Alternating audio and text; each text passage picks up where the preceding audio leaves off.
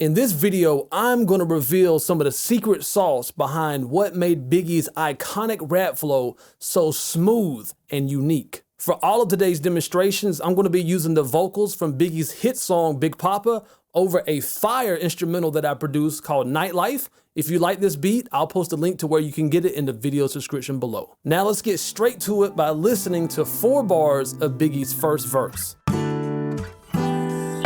For all the ladies in the place with style and grace, allow me to lace these lyrical douches in your bushes. Who rock grooves and make moves with all the mommies. The back of the club, sipping my weight is where you find me.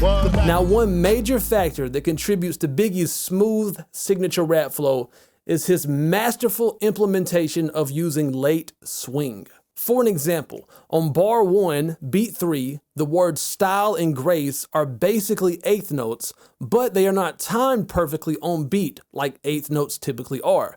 For an example, the word style lands right on the 3rd beat, but it's not held as long as a typical eighth note is. Then the word and comes in a little before the second half of this beat, which is where perfectly timed eighth notes are placed. Then the word grace comes in a little before the 4th beat, and then it's held to lean over the 4th beat.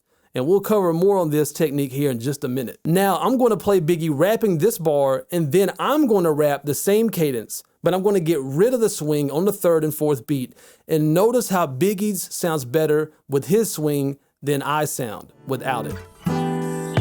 For all the ladies in the place with style and grace. To all the ladies in the place with style and grace. Now, Biggie continues to use this swing throughout his verse. For an example, on bar 2, the words to lace has a little bit of a late swing on it as well. This one's a little bit harder to hear because he's adding his swing to 16th notes, which is a testament to how good Biggie's musical skills as a rapper were. In this example, he lands the word to perfectly on beat, but the word lace is where he placed the late swing at. Now let's do another shootout where I play Biggie's swing and then I rap the same cadence without the swing so that you can hear the difference that swing can make to your rap flow. For all the ladies in the place with style and grace, allow me to lace these lyrical douches in your bushes. To all the ladies in the place with style and grace, allow me to lace these lyrical douches in your bushes.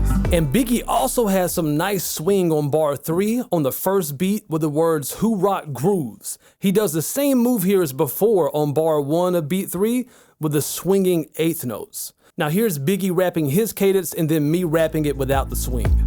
Allow me to lace these lyrical douches in your bushes. Who rock grooves and make moves with all the mommies. Allow me to lace these lyrical douches in your bushes. Who rock grooves and make moves with all the mommies.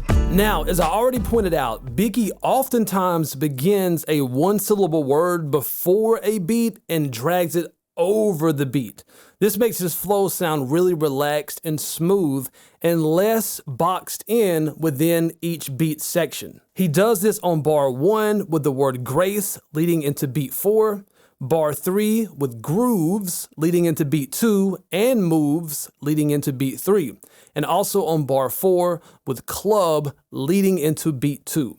Now keep that in mind and listen for this move as I play back this section of his verse. For all the ladies in the place with style and grace, allow me to lace these lyrical douches in your bushes. Who rock grooves and make moves with all the mommies. The back of the club, sipping my weight is where you find me.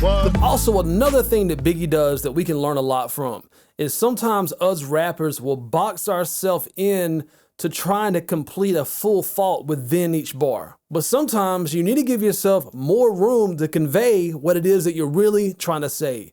And Biggie was well aware of this. For an example, Biggie doesn't wait until the 1st beat of bar 1 of his verse to begin rapping. He begins rapping on the 2nd 16th note of beat 4 of the bar before the verse section of the instrumental actually begins.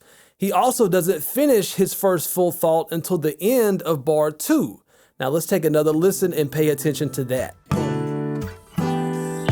For all the ladies in the place with style and grace, allow me to lace these lyrical douches in your bushes. Now, if you're wanting to dig deeper into learning how to master your rap flow, stay tuned, because in a few weeks, I'm going to be dropping a game-changing rap course that's going to help you take your rap flow to a whole nother level. And if you're watching this in the future, I'll post links to it in the video's description below. My name is Cole Mize with ColeMizeStudios.com, where I strive to make you a better rapper now. And if you're trying to perfect your rap skills, make sure that you get yourself a free copy of my ebook, The #1 Fundamental to Rapping, via the link in the video's description below, and subscribe to this channel for more straight to the point, no BS, how to rap video tutorials just like this one. And always remember, when it comes to rapping, there's no rules, there's only techniques. Peace. Hey man, you see that subscribe button right there? Kill it, kill it, kill it, kill it, kill it, kill it, kill it. Oh, and don't forget the bell icon. Kill it, kill it, kill it, kill it, kill it, kill it, kill it. Hey, I know you see that like button, right? Kill it, kill it, kill it, kill it, kill it, kill it, kill it. And look at yourself in the mirror and tell yourself, today I'm gonna kill it.